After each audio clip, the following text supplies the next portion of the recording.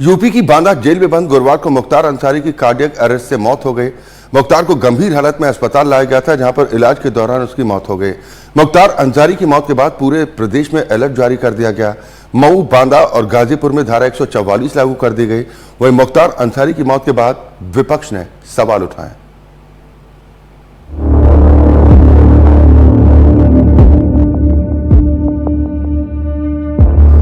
पूर्वांचल में कभी जिस मुख्तार अंसारी के इशारे पर सरकारें चलती थी, कभी जिस मुख्तार अंसारी के इशारे पर सरकारें अपना फैसला बदल लेती थी, उसी मुख्तार का आखिरकार अंत हो गया। दरअसल अपराध की दुनिया में दखल बढ़ाकर राजनीति के गलियारों तक पहुंचे माफिया मुख्तार अंसारी की मौत के साथ आतंक के एक अध्याय का अंत हो गया। अखाड़े से लेकर कानूनी दांव पैंच का मास्टरमाइंड मुख्तार 4 दशकों तक पुलिस के लिए ऐसी चुनौती बना रहा कि कोई गवाह, कोई सबूत उसे सजा नहीं दिला सका। जेल की सलाखों में रहकर भी मुख्तार अंसारी ने कई राजनीतिक दलों का इस्तेमाल अपने ढंग से किया। बाहुबल के दम पर कमजोर उम्मीदवारों की जीत सुनिश्चित कराई तो खुद भी विधायक बन गया। मुख्तार ने अपने और कुनबे के लिए राजनीतिक जमीन तैयार करने के लिए हर वो दांव चला जिसको उसको दरकार थी। बसपा का दामन थामकर 1996 में पहली बार विधानसभा पहुंचा तो बाद में सपा का भी इस्तेमाल अपने ढंग से किया। ऐसे रुतबे और रसूख वाले माफिया और पूर्व विधायक मुख्तार अंसारी की गुरुवार की देर रात मौत हो गई। बताया जा रहा है कि मुख्तार को उल्टी की शिकायत और बेहोशी की हालत में जेल से रानी दुर्गावती मेडिकल कॉलेज लाया गया, जहां मुख्तार ने दम तोड़ दिया। मौत की वजह दिल का दौरा बताई गई।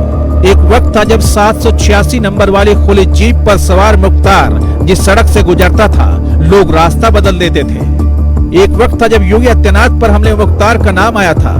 वो भी एक वक्त था जब AK-47 से बीजेपी विधायक पर करीब 400 राउंड गोलियां चलवाने का मुख्तार पर आरोप लगा। प्रतिष्ठित परिवार से आने वाला मुख्तार अंसारी देखते ही देखते इतना बड़ा माफिया बन गया कि फिर किसी भी सरकार के लिए उसे रोक पाना मुश्किल हो गया।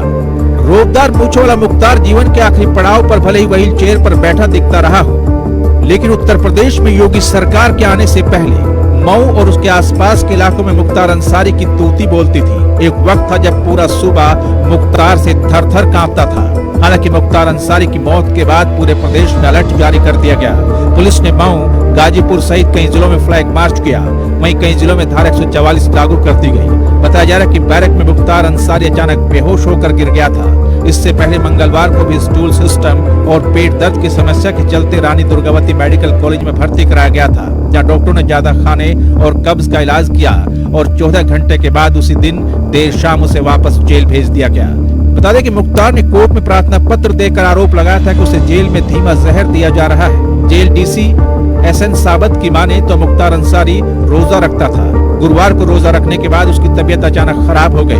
मुख्तार की मौत के बाद CM योगी आदित्यनाथ ने पुलिस प्रशासन को सतर्कता बरतने के निर्देश दिए। बांदा के साथ साथ यूपी के सभी जिलों में सतर्कता बढ़ा दी गई। लखनऊ, कानपुर से लेकर मऊ, गाजीपुर में सभी जिलों के कप्तान को सतर्कता बढ़ाने के निर्देश दिए गए। संवेदनशील इलाकों में पुलिस फोर्स के पेट्रोलिंग बढ़ाने के भी आदेश दिए गए। दरअसल मुख्तार अंसारी का जन्म गाजीपुर जिले के मोहम्मदाबाद में 3 जून 1963 को हुआ था। उसके बाद पिता का नाम सुभानुल्लाह अंसारी और मां का नाम बेगम राबिया था। गाजीपुर में मुख्तार अंसारी के परिवार की पहचान एक प्रतिष्ठित राजनीतिक खानदान की है। 17 साल से ज्यादा वक्त से जेल में बंद रहे मुख्तार अंसारी के दादा डॉक्टर मुख्तार अहमद अंसारी स्वतंत्रता सेनानी थे। गांधी जी के साथ काम करते हुए 1926 से 27 में कांग्रेस के अध्यक्ष रहे। मुख्तार अंसारी के नाना ब्रिगेडियर मोहम्मद उस्मान को 1947 की लड़ाई में शहादत के लिए महावीर चक्र से नवाजा गया। मुख्तार अंसारी मूल रूप से मखनू सिंह गिरोह का सदस्य था, जो 1980 के दशक में काफी सक्रिय था। अंसारी का एक गिरोह कोयला खनन, रेलवे निर्माण, स्क्रैप और शराब जैसे क्षेत्रों में लगा हुआ था। ये गिरोह अपहरण, हत्या और लूट सहित अन्य आपराधिक गतिविधियों में शामिल रहता था और जबरन वसूली का गिरोह चलाता था। गाजीपुर जिले के यूसुफपुर निवासी माफिया मुख्तार अंसारी का अपराध की दुनिया में पहली बार नाम साल 1988 में हरिहरपुर के सच्चिदानंद राय हत्याकांड से सामने आया। कुछ ही वर्षों में पूर्वांचल की तमाम हत्याओं और ठेकेदारों में मुख्तार का नाम खुलेआम लिया जाने लगा। सत्ता और प्रशासन का संरक्षण मिलने से मुख्तार अंसारी अपराध की दुनिया में बड़ा नाम हो गया। करीब 40 साल पहले राजनीति में कदम रखने वाला मुख्तार देखते ही देखते प्रभावशाली नेता बन गया। विधानसभा में पूर्वांचल की मऊ सीट से लगातार लोगों की पहली पसंद बनकर 5 बार विधायक बना। इनमें से आखिरी 3 चुनाव उसने देश की अलग अलग जेलों में बंद रहते हुए लड़े और जीते। राजनीति की ढाल ने मुख्तार को जुर्म की दुनिया का सबसे बड़ा चेहरा बना दिया। हालांकि योगी सरकार आने के बाद मुख्तार अंसारी के पूरे दिन शुरू हो गए।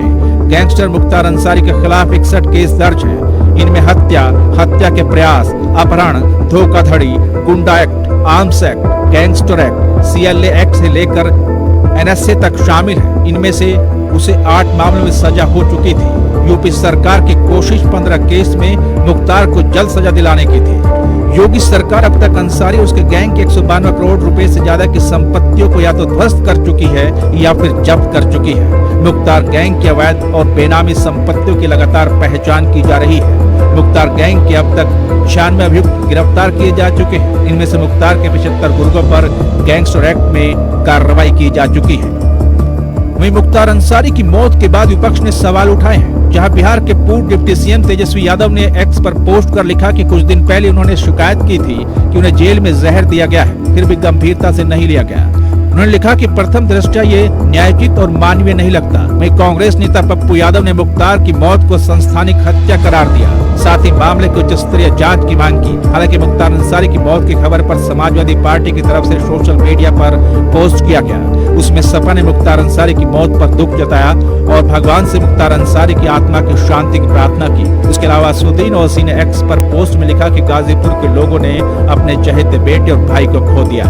कहते हैं एक दिन वक्त जरूर बदलता है और ये वक्त किसी को भी अर्श तो किसी को फर्श पर ला पटकता है। पूर्वांचल में कभी जिस मुख्तार अंसारी की तूती बोलती थी, जिसके इशारे पर शासन प्रशासन चलता था, उसी मुख्तार का अंजाम ऐसा होगा खुद मुख्तार ने भी नहीं सोचा होगा। Bureau report, MH1 news.